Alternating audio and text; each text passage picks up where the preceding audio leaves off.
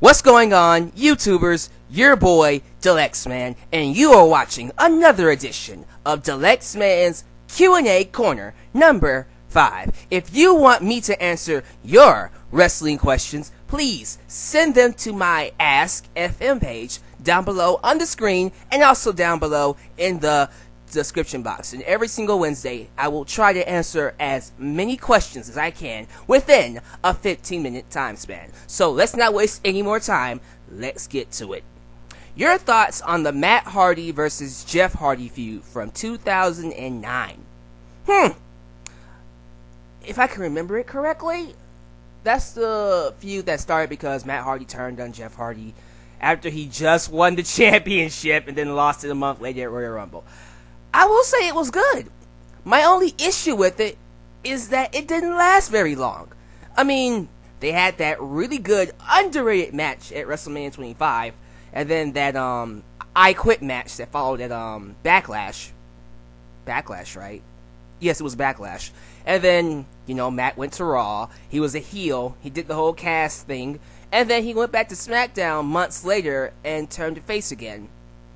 That, to me, is what killed it. I felt like they could have gotten a lot of mileage off of that feud. And I felt Matt was getting a lot of attention, being the counterpart to Jeff Hardy, who was the face at the time. Now, it made a lot more sense for him to turn face after Jeff Hardy left. But while Jeff Hardy is there, and of course he's going to be the one that gets over mostly, it would be smarter if Matt Hardy is on opposite ends of whatever Jeff Hardy is. If Jeff Hardy is a face, Matt should be a heel. So, I liked it. I just wish it would have done a lot more and, went longer. Because I felt like it had a lot more mileage than it actually got.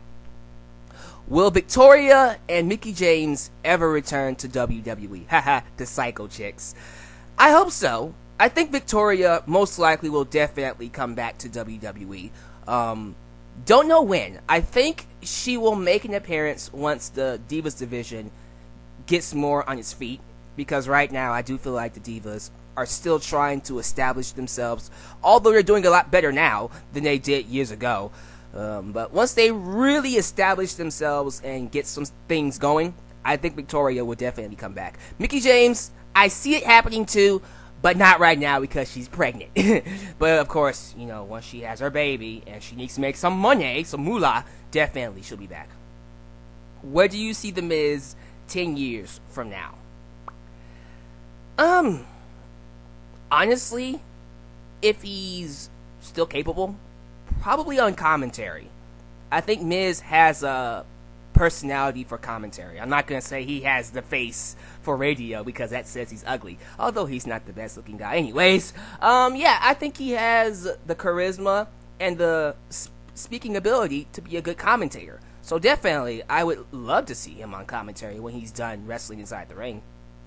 Thoughts on the Shane versus Kane feud from 2003. One of the most underrated feuds back in the day. A lot of people did not like this feud. Why? I loved it. I loved the segments where you had Shane drop kick Kane into a flaming dumpster. You had Kane electrocute Shane's balls. And then I think Shane tracked Kane into a limousine and had it run into a big Mack truck. Kane beat up Shane in a freaking hospital. It was all kinds of craziness, and it was awesome. One of the best things about 2003, in my personal opinion, and I loved both of their matches. They had a match at Unforgiven and another one at Survivor Series. The ambulance match. That was a really good ambulance match. One of the best ones in my personal opinion, because I'm not really a fan of ambulance matches, but I really like that one. That was probably the only... Yeah, it's the only ambulance match that I like. The more I think about it. But yeah, really good feud. Don't know why people don't like it. Whatever. How come a match between Big Show versus Shaq never happened? That's a really good question. I would like to see it. That's one of those celebrity matches that I think many people would pay to see. I mean, we got Floyd Mayweather versus Big Show, and that was huge. But Shaq versus Big Show, yeah, definitely like to see that. Granted, it won't be a 5-star classic. It won't be a technical wrestling masterpiece. It won't be Kurt Angle versus Shawn Michaels, but it'll be a very entertaining match just to see. But yeah, sure, maybe we can do it one day. Is Paige overrated? No, she's not overrated. Look, I know a lot of fans like me praise her for being one of the best female wrestlers nowadays. And she is. The problem is, since she came to the main roster, the WWE has not given her a character, although she had one on NXT. For some reason, someone thought, let's bring Paige up with no personality and just have her wrestle and be a pretty face. But hopefully now, since she's gotten this feud with AJ Lee, we will see more of what I believe Paige can be. So whoever asked this question, keep watching. And I promise you, eventually you will start to understand why I am one of the people, and many others are saying this too, but why I am one of the only people saying Paige is like this generation's Lita. And Paige versus AJ is going to be this generation's Trish Stratus versus Lita. You keep watching, I promise you. Why does Final Fantasy XIII get so much hate? That's a good question. I have all 3 video games, and, well, I'll say it like this.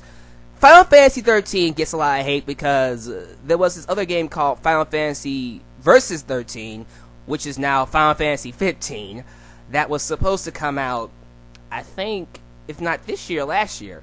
But the company that made the game pretty much pushed it back and made more Final Fantasy games because it was getting so much money and had such a huge fan base. It got 3 games, which is one of the only Final Fantasy games to get more games added to it, because you had Final Fantasy X, which got 2, and this one got 3, and fans didn't like that. They didn't like the fact that this one got more games than it really needed, and I'll agree with that. It didn't really need 3 games, but it got it, and I liked it. I like all 3 games. So, I don't know. Maybe it's just the fact that fans wanted a different Final Fantasy game, and instead of getting Final Fantasy 15, we got more Final Fantasy 13 games, so I liked it. What year do you think these superstars will go into the Hall of Fame? Randy Orton, John Cena, Batista, Phillip Brooks, CM Punk, The Miz, and Triple H.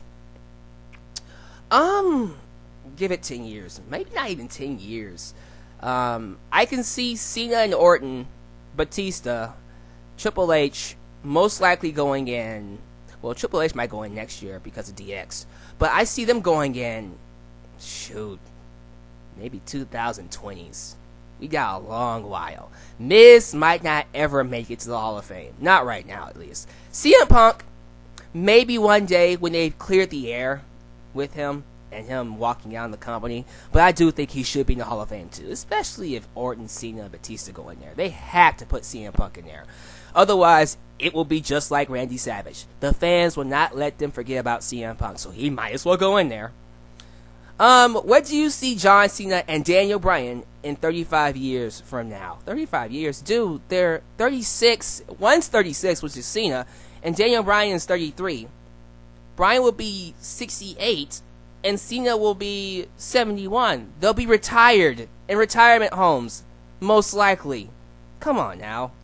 Not trying to demean you for your question, but that's kind of long. You know, why not 5 or 10 years? Then I can tell you. Hopefully, Cena will be gone in 10 years. What do you think caused Jeff Hardy's house to catch on fire back in 2008? Don't know the story, but I heard it was a freak accident. And I feel sorry for him. You know, I heard he lost his dog, someone very special to him. And getting off subject, I hated that the WWE used that as a storyline to advance the Matt Hardy and Jeff Hardy feud from 2009, what I just got done talking about. That was one of those points where I went, that feud did not need that. That got too personal, and man, that was kind of low and in poor taste. Why would Matt Hardy do that to Jeff? I didn't like that. That was one of the things about the feud I didn't like. But it is unfortunate. It was just a freak accident. What was the first match that made you a die-hard wrestling fan? Die-hard wrestling fan? That's a really good question. die-hard wrestling fan. My first match was, of course, Austin versus Shawn Michaels, but I did become a die-hard fan until I think it was 2000. It was 2000, and yes, it was The Rock versus Triple H at Backlash 2000. That one was the night where, Austin returned to help out The Rock, and the moment was just like, yes, The Rock finally is champion again after all the mess he went through with Triple H and Vince and Stephanie. That moment made me go, I'm a diehard fan now. That was it. Wrestling is the greatest thing ever. And I never looked back since. So yeah, I'm going to say Rock versus Triple H in 2000, Backlash, was the night I became an official diehard fan. What would you think of a scenario that John Cena would have faced The Undertaker at WrestleMania 30, and the referee gets knocked out, and Cena doing a low blow and doing gorilla for the win? If you want that crowd to riot and burn down the building, and have Cena have a lot more death notes than he has right now, sure, if you want to go with that, but let's not.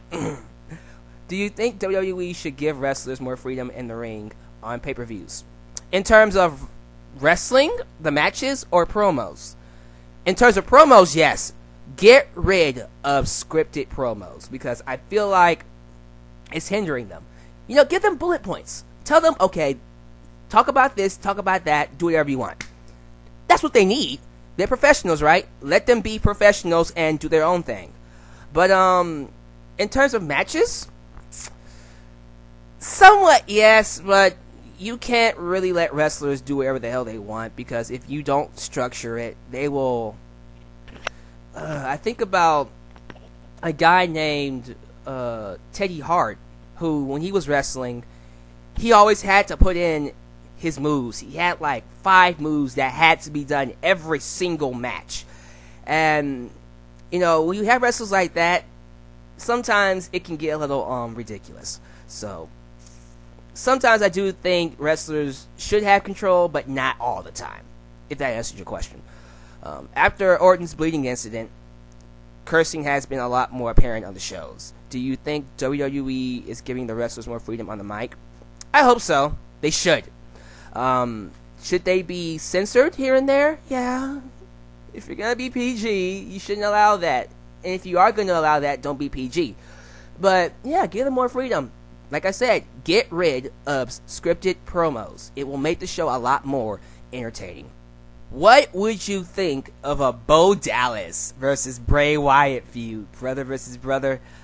I don't know, but I think it would be awesome. Man, they contrast so much that I think it could work for something. I would like to see it. Now, we would have to turn Bray Wyatt face first, but I want to see it. Not just because they're brothers, and I'm pretty sure they have really good chemistry because they're brothers, but still, I want to see it because of their characters. Especially if it's during this accidental undefeated streak that Bo Dallas is on. So yeah, let's do it. 3 more questions. What was the worst year in the PG era? 2009 because of Raw and the guest host, that was terrible. And 2010 because it was just a blasé year for me personally. Santino Marella retired. What are your thoughts? Here are my thoughts with that. I really enjoyed Santino as the heel character from 2008, 2007. One of the best parts of Raw. Absolutely. And I still do enjoy him somewhat, but I feel like this recent run as him as a babyface is just blasé. It's not for me. It's for kids, and it just doesn't work. So, he retired at the best time, to me, and he wasn't really doing anything. If this is his 3rd neck injury, good. Call it quits before it gets worse. And finally, your thoughts on the cryptic message from Sting earlier on this week. Well, none right now until he shows up on Raw. Once he shows up, I might have an opinion. I am kinda iffy on Sting coming back to WWE at this age, especially seeing him work in TNA, but could be good. So let's see what happens. Well, that's it for this week. Thank you for watching, and I will see you next week for my next Q&A. Your boy, Dalyxman, signing off. Peace out.